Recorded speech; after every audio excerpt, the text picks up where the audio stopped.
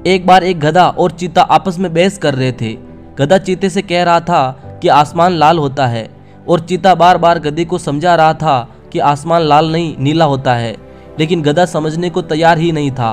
दोनों में बड़ी बहस शुरू हो जाती है और दोनों आपस में अपने अपने पक्ष खींचने लगते हैं। इस बार चीता बहुत गुस्सा हो जाता है और गधे से कहता है, ठीक है, हम जंगल के राजा शेर के पास चलते हैं। अब वही तय करेंगे कि आसमान लाल होता है या नीला, वो ही इस बात का फैसला लेंगे। अब दोनों ही शेर के पास जाते हैं। वहां जाकर चीते ने कहा, महाराज देखो ये गधा कैसी बात कर रहा है। शेर ने कहा, क्या हुआ? चीता बोला कि ये गधा कह रहा है कि आसमान लाल होता है। तभी शेर उस चीते से कहता है, तो तुमने इस बात का क्या जवाब दिया? तो चीता बोला, मैंने कहा आसमान नीला होता है। तभी चीते की बात को काटते हुए गधा बीच में ही बोलता है, नहीं महाराज, आसमान लाल होता है। अब आप ही इस प्रश्न का उत्तर दीजिए, क्या सही उत्तर है? तो शेर ने कहा, हाँ, ये गधा बिल्कुल सही कह रहा है, आसमान नीला नहीं लाल होता है। तभी चीता बोलता है, ऐसा कैसे हो सकता है महाराज, आसमान तो नीला होता है।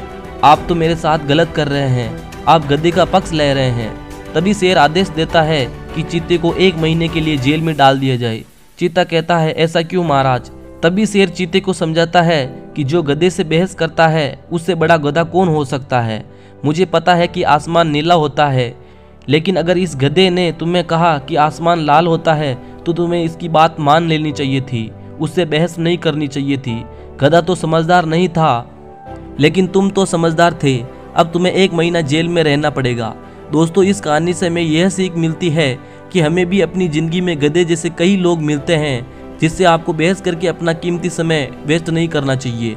अगर आपको लगता है कि कोई आपसे बेवजह बहस कर रहा है तो आप उससे बहस करने के बजाय वहां से चले जाए। अब दोस्तों, आपको यह कहानी कैसी लगी कमेंट बॉक्स में ज़रूर बताइए। साथ ही ऐसी कहानियाँ सुनने के लिए हमारे चैनल को सब्सक्राइब करें और इस वीडियो को अपने दोस्तों के पास शेयर करें।